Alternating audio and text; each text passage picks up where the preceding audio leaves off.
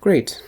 Now we're still on sales, and as a recap, I'll show you how we are the debt summary. We have all this information on debt and sales and active sales.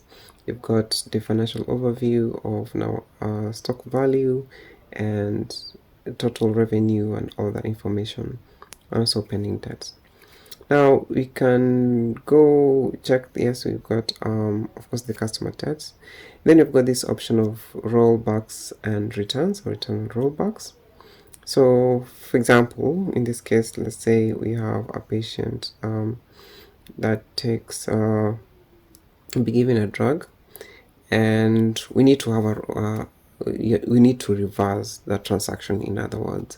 So let's say, for example, we've got that patient, Billy, and then we have the amount of drug.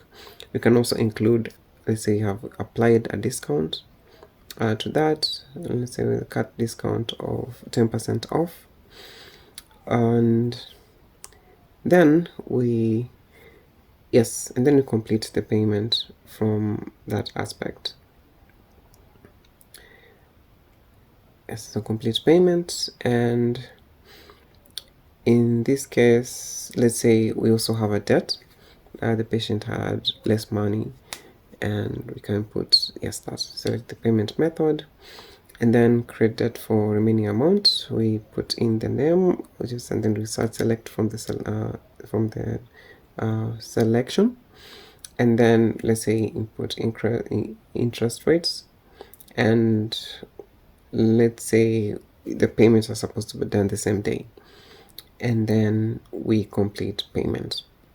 So we'll have our credits sale invoice and all this information for Mark Billy, and then we can either print the receipt, done, or we go to manage debts.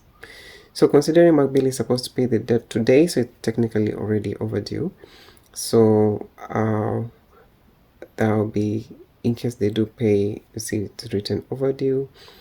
And then now, so you'll also identify the information has changed. You'll have debt has been increased of one overdue that is now needs to be paid.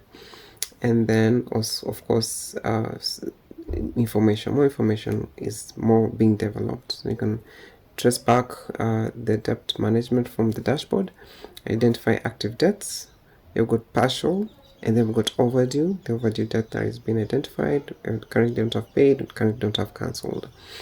So we have a summary of also all the debts, and give you a good summary of that, and including the overdue debt, which is of more concern.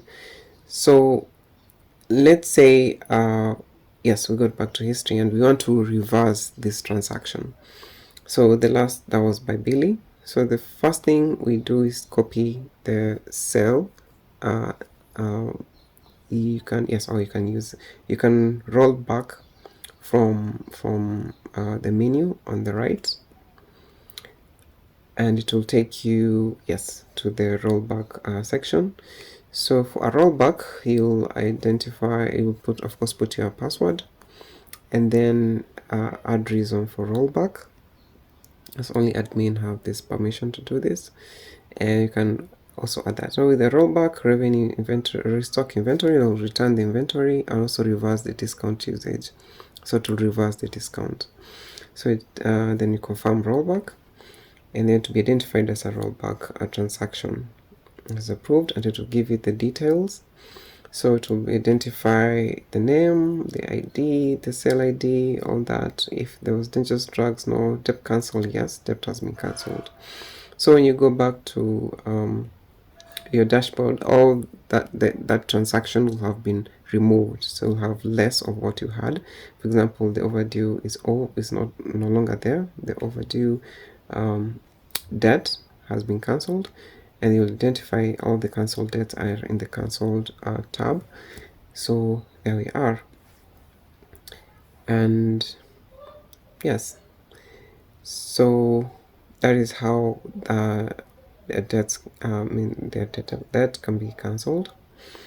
And then in this case, we can also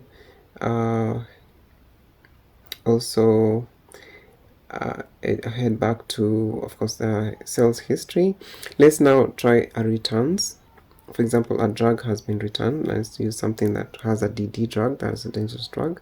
So you first copy the cell, or you can copy the cell code or the cell number, and then from there you can either, yes, copy cell, and then you can either go back to the returns and rollbacks page, or if you go back to sales history on each a cell, you can have that option to go to initiate a return. It will take you to this page. Now, in order to initiate a return, you press add, you copy paste the cell code or the cell number, and then it will fetch that transaction, and then it will give you those by Withera, Charles, and then the drugs that are supposed to be returned, and then you give in the reason for return. Let's say wrong drug dispensed, and then it will a restocking fee if it's you need such a facilitation, and then initiate rollback. That's initiate a return. So initiate return, and then you have that. So it's pending active. That's approval. So to give you all these details, if you have someone else in the pharmacy to approve, then this is what they'll need to go through. However, so you press approve, and then you can say payment has been done by cash or there's been returned, and then by approved you have to complete approval.